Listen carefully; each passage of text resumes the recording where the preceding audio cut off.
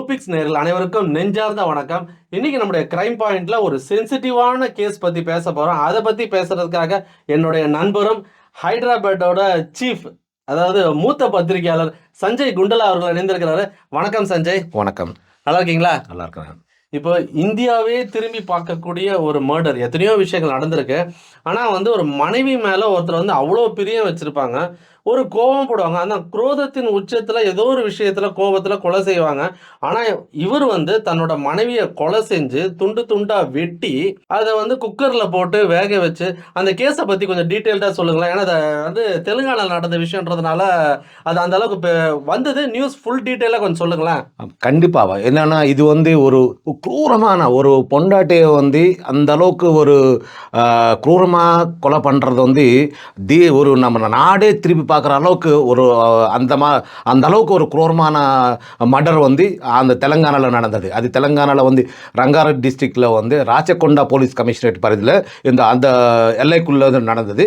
இது என்னென்னா அந்த ராச்சகொண்டா பகுதியில் எங்கள் பக்கத்தில் இந்த ஜவஹர் நகர் போலீஸ் ஸ்டேஷன் பக்கத்தில் இது நடந்தது. ஆக்சுவலி என்னென்னா அவங்களுக்கு ஒரு குருமூர்த்தி அண்ட் மாதவி என்ற ஒரு தம்பதிகள், அவங்களுக்கு 2 பசங்கள் இருக்காங்க. ஒரு சின்ன பொண்ணு அண்ட் பையனும் இருக்காங்க. சின்ன குழந்தைகள், அவங்களுக்கு 4 வயசு 5 வயசு குழந்தைகள் இருக்காங்க. அவங்க நல்லதான இருக்கிறாங்க. ஆக்சுவலி 2 பேருமே அழகாக இருப்பாங்க. அவங்க தம்பதிகள் கூட எல்லாம் நல்லா ஒரு அழகான குடும்பம்னு சொல்லி அவங்க எல்லாம் நிறைய பேர் அப்படி நினச்சிட்டே இருப்பாங்க.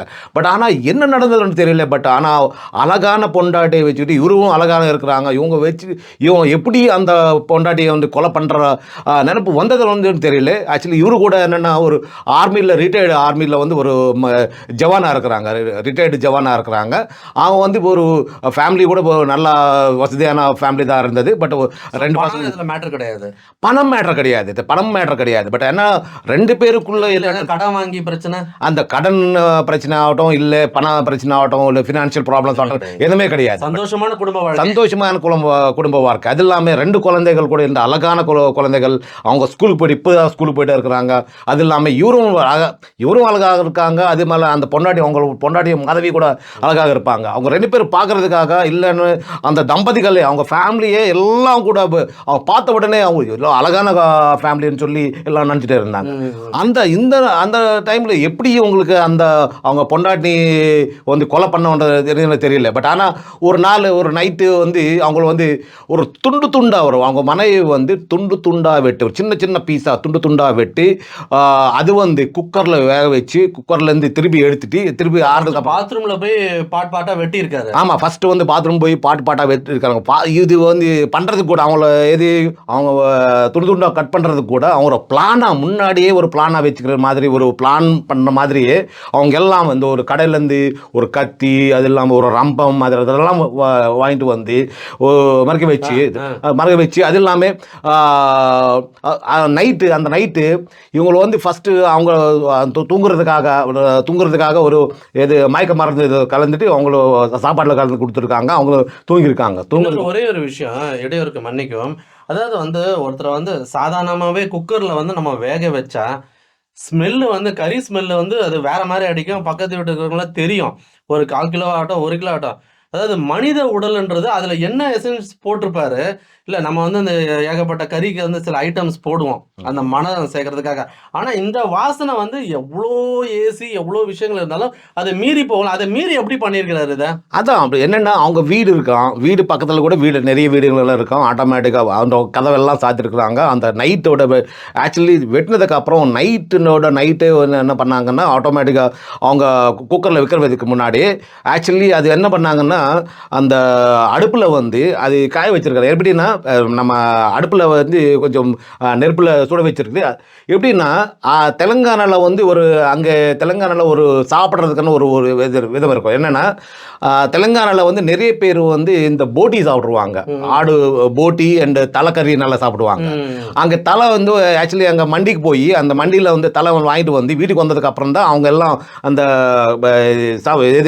கேஸ்லோ இல்லை கட்டிலையோ இதை வந்து அது இது கொதிக்க வச்சு ஆட்டோமேட்டிக்காக அது கட் பண்ணி சமையல் செஞ்சு பார்ப்பாங்க. ஸோ அதே மாதிரி என்னென்னா ஆடுக்கு தலை கூட அந்த மாதிரி ஸ்டவ்வில் வைக்கும்போது ஒரு ஸ்மெல் வந்துடும். அந்த சேம் என்னென்னா பக்கத்தில் வீட்டுக்காரங்க கூட அதான் சொல்கிறாங்க. ஒரு அவங்க ஏதோ ஸ்டவ்வில் வந்து வைக்கிறாங்க. பட் ஆனால் நான் என்ன நினச்சோன்னா இங்கே நம்ம ஆடு தலை சாப்பிட்றோம்ல அது காய வச்சு வித்தியாசம் இருக்கும். பட் ஆனால் என்ன இப்போ அவங்க நினைக்க மாட்டாங்களே. ஏன்னா ஒரு ஃபேமிலி வந்து அவர் சந்தோஷமா இருக்கிற ஒரு ஃபேமிலி இந்த அளவுக்கு இருக்குமான்ற ஒரு சந்தேகம் அவங்களுக்கு வந்தது. அது வராது இல்லையா? அது இது சந்தோஷமா இருக்கிறாங்க, சொல்றாங்க. ஆமா, இன்வெஸ்டிகேஷன் வரும்போது சொல்றாங்க. பட் ஆனா அவன் வந்து சின்ன சின்ன பீஸா கட் பண்ணிருக்காங்க. என்னன்னா ஒரு சின்ன பீஸா நம்ம சிக்கன் ஒரு மட்டன் ஒரு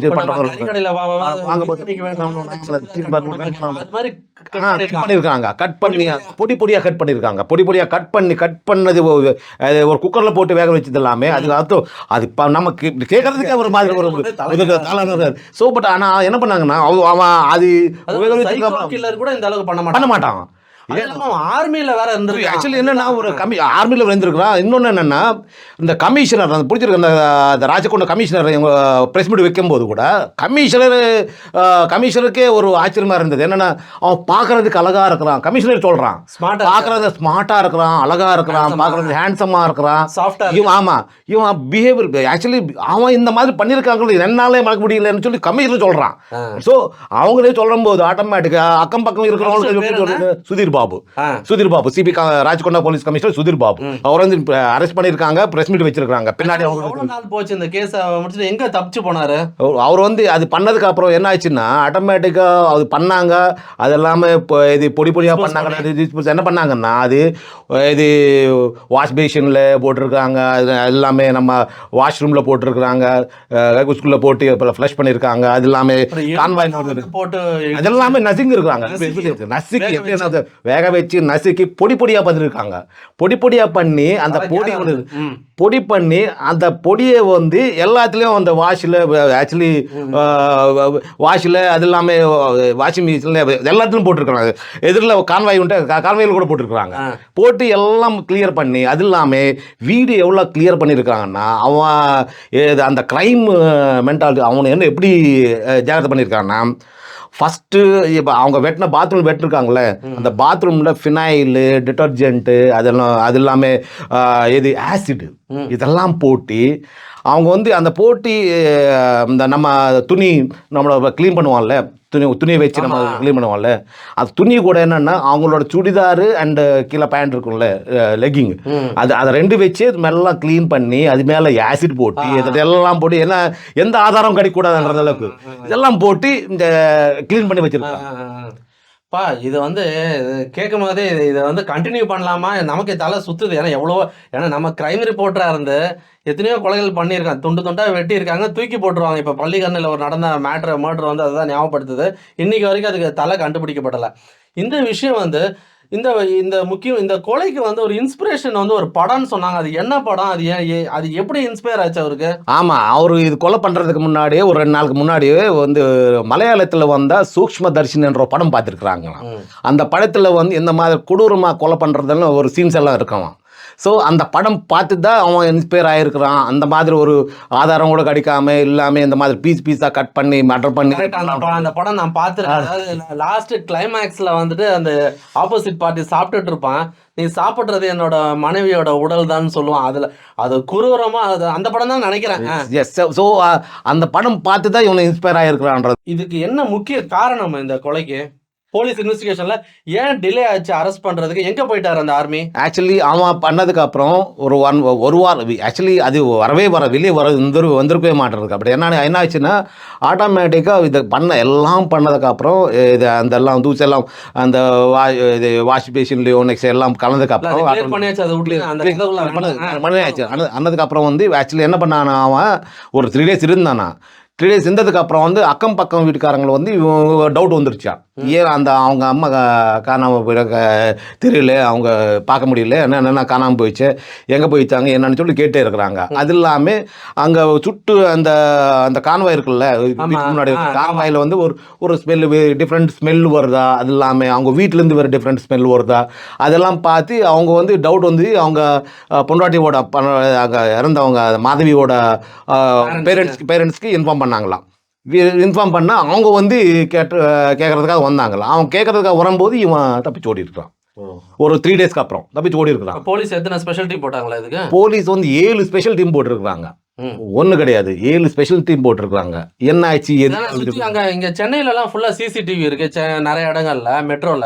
அங்கெல்லாம் எப்படி இருக்கு சிசிடிவி எல்லாம்? அங்கே சிசிடிவி வந்து சர்டன் ஏரியாஸ்க்கு, அது இல்லாம அந்த காலனிஸ் சம்பந்தப்பட்ட அவங்க வச்சுக்கிறதா மட்டும் வச்சிருக்காங்க. ஆமா ஆமா. பட் கவர்மெண்ட் வந்து நம்ம தமிழ்நாடு போலீஸ் அதுக்கு பெட்டர் இந்தியா போலீஸ் கிரியேட் பண்ணிருக்காங்க. பட் அங்க கூட இம்பார்ட்டன்ஸ் எல்லாருக்கும் தெரியுது. பட் தமிழ்நாடு போலீஸ் கெத்து அது அந்த விஷயத்துல கெத்து. நான் அங்க பாக்குறேன்ல, லோக்கலா நான் பார்க்கும்போது ஆட்டோமேட்டிக்கா நிறைய கேஸுங்கள கூட அப்படிதான் தமிழ்நாடு போலீஸ் கெத்துன்ற சொல்றதுக்கு காரணமே அதுதான். என்னன்னா நிறைய கேஸ்ல வந்து இந்த சிசிடிவி ஃபுட்டேஜ் இல்லாதனால நிறைய இடத்துல வந்து இந்த யாரு இந்த கொலைகாரங்களை பிடிக்கிறதுக்கோ இல்லை யாராவது இந்த மாதிரி இன்சிடென்ட்ல குற்றவாளிகளை பிடிக்கிறதுக்கு வந்து கொஞ்சம் லேட் ஆகுதுன்னு சொல்லிடலாம். ஏன்னா அதுக்கப்புறம் அது நடந்ததுக்கு அப்புறம் வந்து அப்போ டீம் போட்டிருக்கிறாங்க. ஃபர்ஸ்ட் ஒரு 2-3 டீம் போட்டிருக்காங்க, அதுல முடியல, அவங்கள தேட முடியல. அதுக்கப்புறம் தண்ணி குடிச்சாங்க போலீஸ். ஆமா, கிட்டத்தட்ட ஒரு 15 நாள் ஆகுதுல்ல. நேத்து அரெஸ்ட் பண்ணிருக்காங்க. இன்னைக்கு தான் பிரஸ் மீட் வச்சிருக்காங்க. இன்னைக்கு சிபி கூட நேத்து பார்த்தாங்களா, பிரஸ் மீட் வைக்கிறதுக்கு முன்னாடி கூட சிபி கூட போய் இன்னொரு வாட்டி போய் பார்த்துக்கலாம் அவன் என்னன்றது போய் பார்த்துட்டு வந்து அவன் எப்படி அரெஸ்ட் பண்ணிருக்காங்க. அவங்க வந்து அவங்க இது தெலுங்கானா பார்டர் ஆதிலாபாத் டிஸ்ட்ரிக்ட்ல அவன் மறைஞ்சு வச்சிருக்கிறான். அவங்க தெரிஞ்ச ஃப்ரெண்டோட வீட்டில் வச்சிருக்கிறான். அந்த போன் யூஸ் பண்ணல, பட் ஆனா ட்ராக் பண்ணி அவங்க ஃப்ரெண்ட்ஸ் ட்ராக் பண்ணி போலீஸ்காரங்க பிடிச்சி வச்சிருக்காங்க. பிடிச்சி வந்ததுக்கு அப்புறம் வந்து அவங்க வந்து விசாரிக்கும் போது தான் தெரியுது ஒரு எந்த விஷயம் என்னென்ன பண்ணிருக்காங்க, எப்படி பண்ணாங்க, ரீசன். ஆக்சுவலி அவங்க சொல்றது வந்து ஆட்டோமேட்டிக் அங்கே பொண்டாட்டி மேல ஏதோ டவுட்டு, அவங்க வேற ஏதோ யார் கூட ஏதோ சம்பந்தம் வச்சிருக்கிறாங்கன்றது ஒரு டவுட்டுன்றது ஏதோ சொல்ற மாதிரி தெரியுது. பட் ஆனால் அவன் சொன்னாங்களா என்ன தெரியல. பட் ஆனால் போலீஸ்காரங்க வந்து இந்த மாதிரி இன்வெஸ்டிகேஷன்ல அந்த மாதிரி கமிஷனர் என்ன சொல்லியிருக்காரு, பிரஸ் மீட்ல என்ன சொன்னாங்கன்னா அவங்களுக்கு வந்து அந்த பொண்டாட்டி மேல டவுட் இருக்கும், அதனாலதான் பண்ணியிருப்பாங்கன்ற ஒரு நினைப்புல சொல்லியிருக்காங்க. பட் ஆனா அது நாட்டை அது கரெக்டானு தெரியல. ரிலேஷன்ஷிப் இருக்கிறதா இவரு சந்தேகப்பட்டிருக்கிறாங்க. சந்தேக நோக்கத்துல தான் இவங்க பண்ணியிருக்காங்க. ஏன்னா ஆக்சுவலி இவங்களோட அழகான பொண்டாட்டி வந்து கொலை பண்றதுக்கான நிறைய காரணங்கள் இருக்கும். என்னன்னா அந்த சந்தேகம் இல்லைன்னா ஆட்டோமேட்டிக் கூட்டிட்டு போயிட்டானா எப்படி அவன் குழந்தை கூட்டி போடல, குழந்தை வீட்டுல இருக்காங்க. ஆக்சுவலி அவங்க வீட்டுக்காரங்க வராங்கன்னு சொல்லி போன் பண்ணிருக்காங்க. இவங்களுக்கு வரும்போது ஆட்டோமேட்டிக் வரதுக்கு ஒரு 1 hour முன்னோடு இவரு ஓடி இருக்காங்க. மற்ற நடந்த கொலை பண்ண ஒரு 3 நாள் வந்து அங்கேயே படி தூங்கி வந்தாங்க. குழந்தைகளுக்கெல்லாம் நல்லா சாப்பாடு எல்லாம் பண்ணிருக்காங்க. பட் குழந்தைகள் கூட தெரியாது அம்மா எங்க போயிடுச்சுன்னா, அம்மா எங்க போயிடுச்சுமா எது சொல்லிட்டே இருக்கிறான். 3 நாள் குழந்தைங்க அம்மாவை தேடுறாங்க. தேடும் போது தான் சொன்னாங்களா ஊர் போயிருக்கம்மா வந்துருவாங்கம்மா அதுமா இதுமா சொல்லி சமாளிச்சிட்டு இருக்கிறான். அந்த 3ஆவது நாள் இவரு வரும்போது இவரு அங்கிருந்து எஸ்கேப் ஆகி ஸ்டேட் ஃபுல்லாக சுற்றிட்டே இருந்தாங்களா. கடைசியாக வந்து இந்த ஆதிலாபாத் டிஸ்ட்ரிக்டில் அங்கிருந்து அவங்க பிடிச்சி வச்சுருக்காங்க. நேற்று வந்ததுக்கு அப்புறம் பிடிச்சிட்டு கூட்டு வந்ததுக்கு அப்புறம் தான் அரெஸ்ட் பண்ணி கூட்டு வந்ததுக்கு அப்புறம் தான் இந்த விஷயங்கள்லாம் என்னென்ன நடந்தது, எப்படி பண்ணாங்க, எப்படி மாற்றம் பண்ணாங்க, ரீகன்ஸ்ட்ரக்ட் பண்ணாங்க. நேற்று பண்ணி காட்ட சொன்னாங்க. பண்ணி காட்ட சொன்னபோது அவன் அசால்ட்டா அப்போ கூட எந்த இதுவும் கிடையாதா, தப்பு பண்ணிட்டோம் அதுவே கிடையாது. அவன் ஃபேஸ் எதுவுமே இல்லையா, ஈஸியா சொல்றானா இந்த பாத்ரூம்குள்ள நான் வெட்டிருக்கிறேன், பீஸா வெட்டிருக்கிறேன், இது எடுத்துட்டு வந்து நாம எடுத்துட்டு வந்து நான் குக்கர்ல வச்சு வேக வச்சிருக்கேன், இந்த இது ஸ்டவ் இது குக்கருன்னு சொல்லி அவன் ஈஸியா சொல்றான். அது சொல்ல வச்சு இவன் இந்த அளவுக்கு அந்த க்ரூயல் மென்டாலிட்டி எப்படி வந்தது,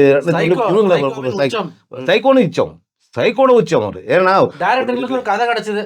டைரக்டர் கதை சினிமா கதை கழிச்சது. பட் ஆனால் இந்த மாதிரி ஒரு குரூயலான ஒரு நாடே திரும்பி பார்க்குற அளவுக்கு, ஒரு நாடே ஒரு பார்க்குற அளவுக்கு இந்த மாதிரி குரூரம் எப்பவுமே நடக்கலை இந்த நாட்டில். இந்த மாதிரி இதுல வந்து கொலை பண்ணிருக்காங்க, வெட்டி துண்டு துண்டா ஒரு இடத்துல தூக்கி போட்டுருக்காங்க. தலையை வந்து முக்கியமா டிஸ்போஸ் பண்ணிடுவாங்க, கேஸ் நிக்காத அளவுக்கு. பட் ஆனா இது வந்து குக்கர்ல வேக வைக்கிறது, அது இது மாவு மாதிரி ஒரு கதை வச்சு அது வந்து போடுறது, அந்த தூசி மாதிரி போடுறது, அந்த கக்கூத்தில் போடுறது, இந்த மாதிரி எல்லாம் பண்ணியிருக்காங்கன்னா அவன் எந்த அளவுக்கு அந்த மைண்டு எந்த அளவுக்கு குரூயலாக இருக்குன்றது நம்ம இருக்கலாம். இப்போ போலீஸ்க்கு சொல்லும் போது கூட, இப்போ ரீகன்ஸ்ட்ரக்ஷனில் வந்து போலீஸ் சொல்லும் போது கூட அதான் சொல்கிறானா, ஈஸியாக அசால்ட்டாக சொல்கிறானா. என்ன இவங்க ஃபேஸில் கூட பயமே இல்லைன்றது போலீஸ் கமிஷனர் சுதீர் பாபு சொல்கிறாங்க. தப்பு பண்ணுறவன் ஒரு பயம் இல்லை. அது இல்லாமல் ரீகன்ஸ்ட்ரக்ஷனில் கூட அவன் செய்கிறது பார்த்தா ஆட்டோமேட்டிக் நமக்கே பயம் வந்தது. பார்க்கும்போது நமக்கே பயம் வந்தது. எந்த அளவுக்கு பண்ணியிருக்காங்க. எல்லாம் இதுக்கு சம்மந்தப்பட்ட 14 ஆதாரங்கள் நாங்கள் சேகரிச்சிருந்தோம். அது எல்லாமே வீட்டுக்கு ஃபுல்லாக அவங்க விரல் இருக்கா, அதெல்லாம் கைரேகைகள் எல்லாம் இருக்கா. அந்த கைரேகைகள் எல்லாம் வச்சிருந்தோம். அவனே ஒத்துக்கிட்டானே இதுக்கப்புறம் எங்க. பட் ஆனால் ஒத்துக்கிட்டாலும் கூட கோர்ட்டில் நிற்கணும்ல. இது கேஸ் நான் திருப்பி நான் கோர்ட்டுக்கு போய் நான் பண்ணல, போலீஸ்காரங்க நான் நடிச்சாங்க இல்லைன்னா நான் அதெல்லாம் பண்ணலாம். எவிடன்ஸ் இம்பார்ட்டன்ட்னால 14 எவிடன்ஸ் வச்சு இருக்காங்க. அந்த குக்கர், வேக வச்ச குக்கரு, அந்த கத்தி, வீட்டுல எல்லாம் கிளீன் பண்ணி வாஷ் பண்ணி ஸ்மெல் வராத அளவுக்கு பண்ணி எல்லாம் வச்சிருந்தேன்.